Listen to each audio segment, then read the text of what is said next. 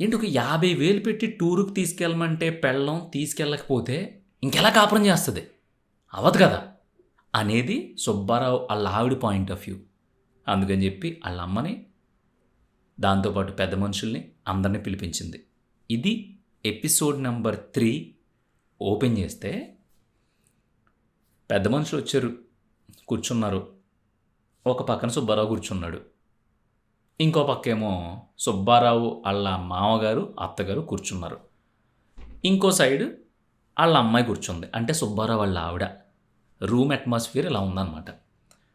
So, దాంట్లో ఒక పెద్ద మనిషి, ఇద్దరు పెద్ద మనుషులొచ్చారు. ఇద్దరు ఒక సైడేమో సుబ్బారావు వాళ్ళ అత్తగారి తరపు నుంచి, అంటే వాళ్ళ ఆవిడ తరపు నుంచి, ఒకళ్ళేమో సుబ్బారావు తరపు నుంచి కూర్చున్నారు అందరూ. సరే, ఒక ఆయన ఒక టీ సిప్పేసి, "అరే ఏంటి పరిస్థితి? ఈ అస్తమాటి గొడవలేంటి? లాస్ట్ టైం కూడా ఏదో గొడవ అయిందంట కదా సుబ్బారావు, ఏంటి? కొంచెం సర్దుకుపోవాలి కాపురం" అంటే అన్న వెంటనే సుబ్బారావు తలదించుకుని కూర్చున్నాడు. కూర్చుని, "సర్దుకుపోతానే వచ్చానండి. కానీ నేను ఏది మాట్లాడినా తప్పు అవుతుంది. నాకు మాట్లాడే ఫ్రీడమ్ కూడా లేదు ఇక్కడ" అని అనగానే వెంటనే ఆళ్ళ అత్తగారు, "ఏం ఫ్రీడమో? నీకేమివ్వలేదు? ఆ బంగారు లాంటి పిల్లని చేతిలో పెట్టామా? బోలెడు సంబంధాలు వస్తే అన్నీ కాదనుకుని పోన్లే మంచోడివి, ఉన్నా లేకపోయినా జాగ్రత్తగా చూసుకుంటావు నీ చేతిలో పెడితే, నువ్వేమో లోన్ పెట్టి పెళ్లి చేసుకున్నావు. అయినా సరే నేను 10 మందిలోకి చెప్పుకోలేకపోయాను. అలా కాకుండా పిల్లకి అచ్చటా ముచ్చటా లేదు. ఒక ఐఫోన్ లేదు, బయటికి తీసుకెళ్ళడం లేదు. ఆళ్ళ ఫ్రెండ్స్ అందరూ నీకంటే తక్కువగా ఉన్నోడిని చేసుకున్నా సరే టూర్లు, పిక్నిక్‌లు తిరుగుతున్నారని చెప్పి ఎక్కడికో పట్టుమని బయటికి తీసుకెళ్ళమంటే ఇంత రాద్ధాంతం చేసావు. ఇంకా ఏమివ్వాలి నీకు?" అందాళ్ళ అత్తగారు. దానికి సుబ్బారావు పాపం అందరం ఇంకా బెదిరిగా చూస్తా, "అది కాదండి, నాది చిన్న ఫ్యామిలీ. మీకు తెలియనిదేముంది, మా అమ్మ నాన్న కష్టపడి పెంచారు. నా జీతమేమో ఇప్పుడు చిన్న జీతం. ఎవరో వాళ్ళ ఫ్రెండ్స్ ఎవరో బయటికెళ్ళారంట. ఆ స్టేటస్ చూసింది. అక్కడికి తీసుకెళ్ళమంటుంది నన్ను. 50,000 తక్కువ అవుదండి. ఆ 50,000 ఉంటే దేనికో దానికి ఉంటాయి కదా! అలా మనం ఏమన్నా ఒక రూపాయి వెనకేసుకుంటే రేపు పొద్దున్న పిల్లలు పుట్టే టైంకి మనం వాళ్ళని బాగా పెంచుకోగలుగుతాం కదా" అనేది నా ఉద్దేశం అండి.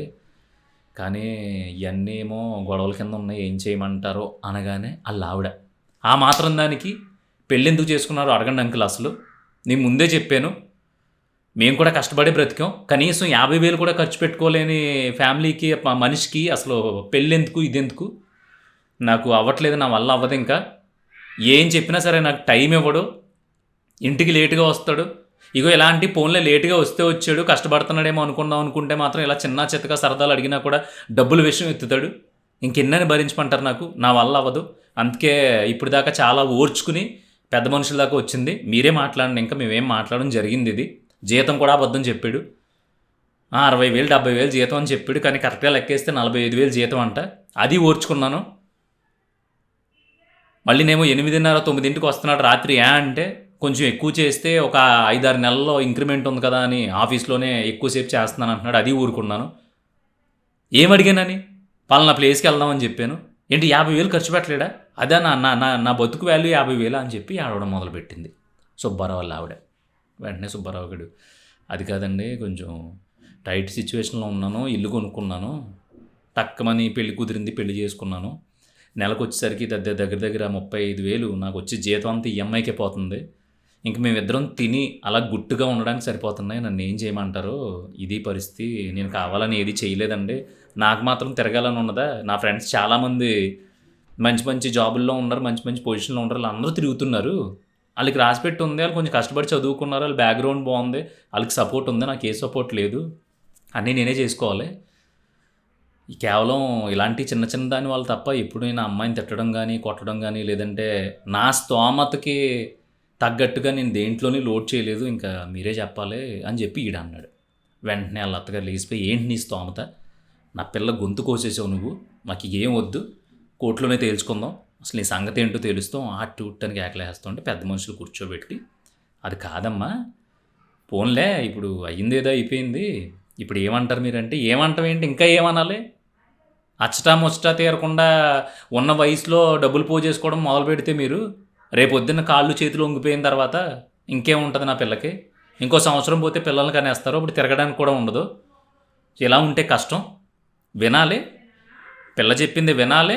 ఏమన్నా తేడా వస్తే మేము వస్తాం. ఈసారి మేం కాదు, మాతో పాటు నోటీసులు కూడా వస్తాయి. ఇదంతా కుదరదు. మాకు అసలు తను ఏమనుకుంటున్నాడో, తన ఉద్దేశం ఏంటి, మా అమ్మాయి చెప్పినట్టు వింటాడా వినడా, అమ్మాయి చెప్పు చేతల్లో ఉంటాడా ఉండడా, అసలు ఈసారి కంప్లైంట్ రాకుండా చూసుకుంటాడో చూసుకోవడం మాకు హామీ కావాలి. అలా అయితే చెప్పండి, లేదంటే మేము వెళ్ళిపోయి శుభ్రంగా మేము ఏం చేయాలో చేసుకుంటాం. వెళ్ళిపోవడం అంటే మేము వెళ్ళిపోవడం కాదు, మా పిల్లని కూడా తీసుకెళ్ళిపోతాం అని చెప్పి సుబ్బారావు వాళ్ళ అత్తగారు మాంగారు అనేసారు. సుబ్బారావుకి భయం వేసింది. ఏమో ఇప్పుడు అసలే జాబ్ తలపోటు ఓ పక్కన, ఫైనాన్షియల్ తలపోటు ఓ పక్కన, దీనికి తగ్గట్టు దీని తలపోటు ఓ పక్కన, వీళ్ళు ఇప్పుడు దీన్ని తీసుకెళ్ళిపోయారు అనుకో, ఆ నోట ఈ నోట ఊరంతా తెలిసిపోద్ది.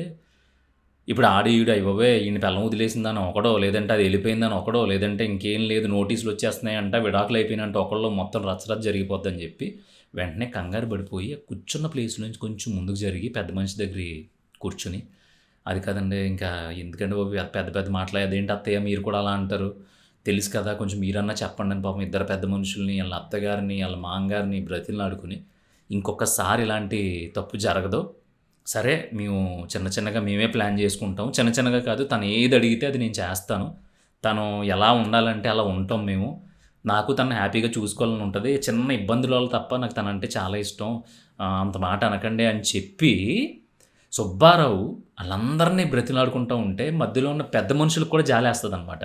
ఎలా అంటే ఈ అమ్మ ఎందుకు ఇదంతానే ఇప్పుడు ఈడి పాయింట్లోంచి తప్పులేదు, ఆడి పాయింట్లోంచి తప్పులేదు అని ఆలోచిస్తూ ఉంటే లాస్ట్లో సుబ్బారావు ఒక మాట అంటాడు, కాదు పెద్ద మనుషులుగా ఉన్నారు కదండి, మీరే మాట చెప్పండి, నేను ఇంట్లోకి ఏమీ తేవట్లేదు, ఇంట్లోకి ఉండడానికి ఏమీ లేదు, లేదంటే తినడానికి కూడా సరిగ్గా పెట్టట్లేదు అంటే ఒక అందం, కానీ నేనేమన్నానండి, కనీసం ఒక సంవత్సరం ఓపిక పట్టు, ఇప్పుడున్న ఈఎంఐల్లోంచి కొంచెం గట్టి ఎక్కుతాము, అప్పుడు మనం హ్యాపీగా ప్లాన్ చేసుకుందాం అన్నాను, నేనేం తప్పు చేయలేదు, కానీ ఆవిడ కోప్పట్టడంలో కూడా తప్పు లేదు, వాళ్ళ కూతురు కాబట్టి వాళ్ళ కూతురు సుఖంగా ఉండాలని కోరుకుంటున్నారు, ఆవిడది తప్పు లేదని, వాళ్ళది తప్పు ఉన్నా కూడా ఆడు వాళ్ళ అత్తగారు ఎక్కడ రేజ్ అయిపోద్దో అని ఆమెను కూడా వెనకేసుకొస్తూ ఉంటే వాళ్ళు కొంచెం కూల్ అయ్యారు.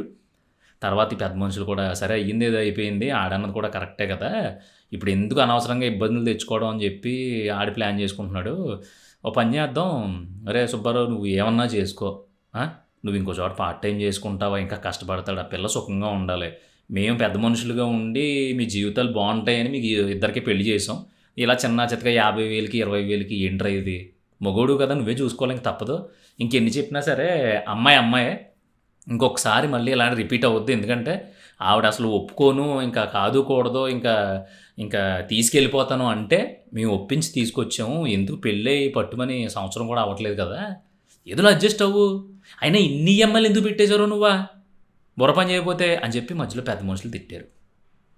అప్పుడు సుబ్బారావు అన్నాడన్నమాట, ఏముందండి కొంచెం జాగ్రత్తగా చూసుకుంటానంటే ఎవరో పెళ్లి చేయట్లేదు, కనీసం ఇల్లు ఉండాలంటున్నారు, ఇల్లు ఉన్న తర్వాత సరే ఇల్లు ఉంది నేను చేసుకుంటాను, నాకు తగ్గది ఏదో పెట్టి చేసుకుంటాను అంటే అది ఒప్పుకోవట్లేదు, ఇంత బంగారం కావాలంటున్నారు, లేదంటే పెళ్ళి ఇలా చేయాలంటున్నారు, పెళ్లి తర్వాత ఇలా ఉండాలంటున్నారు, ఈ కొన్ని తేవాలంటున్నారు, దానివల్ల అప్పు చేయాల్సి వచ్చింది, నాణాలకి వెనకాల ఏం లేదు కదండి, ఆ మధ్యన నాన్నకు కూడా ఒంట్లో బాగోకపోతే 2-3 లక్షలు ఖర్చు అయింది, ఈ ఖర్చులు ఈ ఇల్లు పెళ్ళి అన్నీ ఒకేసారి వచ్చేయడం వల్ల ఇలా మీద పడిపోయింది, అంతేగాని నేను ఎప్పుడూ అమ్మాయిని ఇబ్బంది పెట్టలేదండి అని వెంటనే ఆ పెద్ద మనిషి అమ్మాయి చూసి, అమ్మ నిన్ను ఇప్పుడు మామూలుగా ఇప్పుడు మీరు ఉండడానికి హ్యాపీగా బతకడానికి అంతా బాగానే ఉంది కదా అంటే, తినడానికేనా అంకుల్ పుట్టింది అంటే ఇంక ఇంతేనా, ఇంకేం ఉండదా అన్నట్టు అమ్మాయి మాట్లాడింది కొంచెం స్లోగా.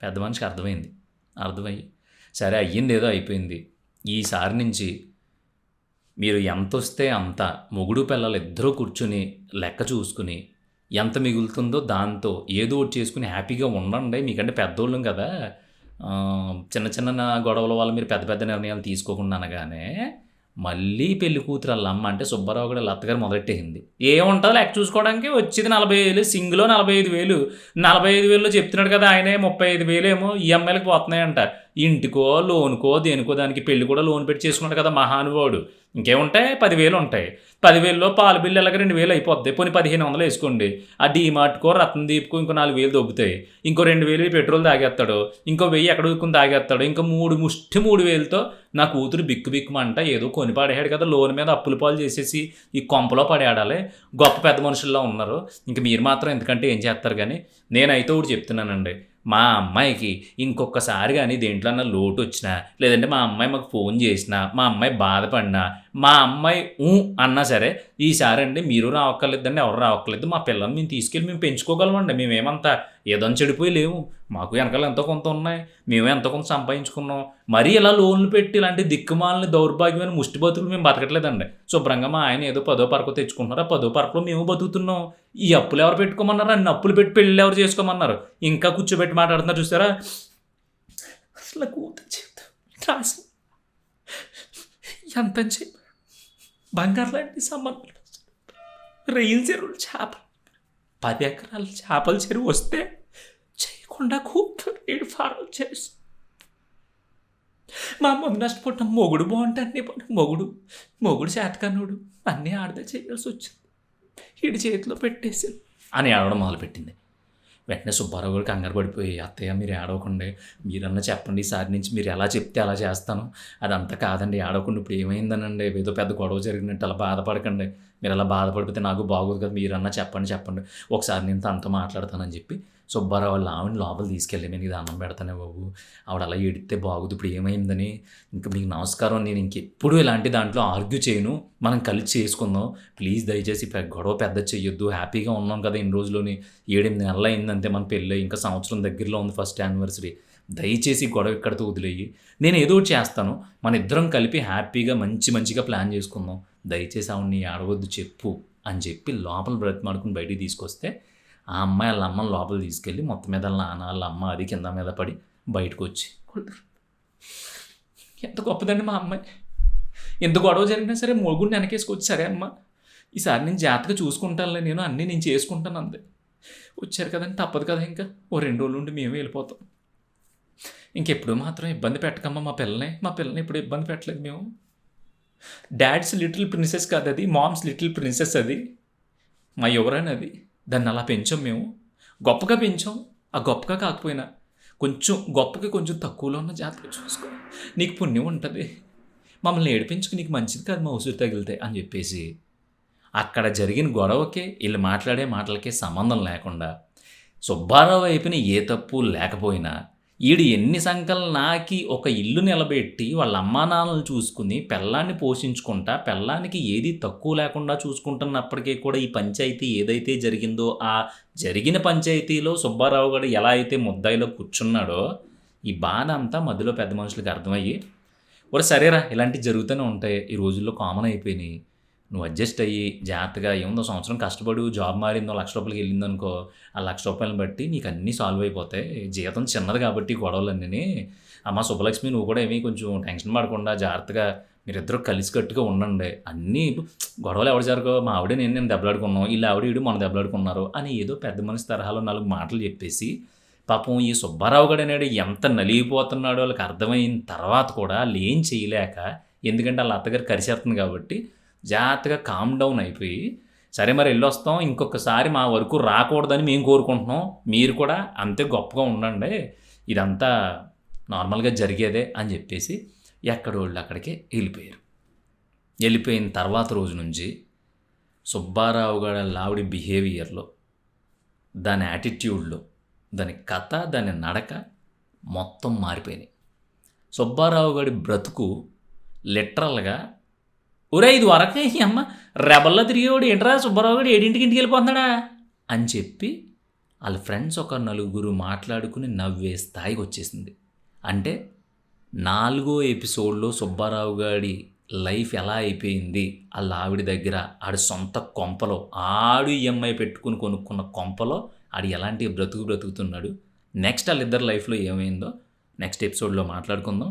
ఖచ్చితంగా ఎపిసోడ్ మీకు నచ్చితే సూపర్ అని మెసేజ్ పెట్టండి, లేదనుకుంటే కనుక మీ ఇష్టం, నచ్చకపోతే 1,00,000 కామెంట్లు పెట్టవచ్చు కదా, పెట్టండి. నచ్చితే మాత్రం దయచేసి మీ వాట్సాప్ స్టేటస్లో కూడా పెట్టుకోమనేది ఒక చిన్న రిక్వెస్ట్, నచ్చితే పెట్టుకోండి, లేదంటే లేదు. 4 ఎపిసోడ్ ఉంది చూసావా, అదిరిపోద్ది, అస్సలు మిస్ అవ్వకండి.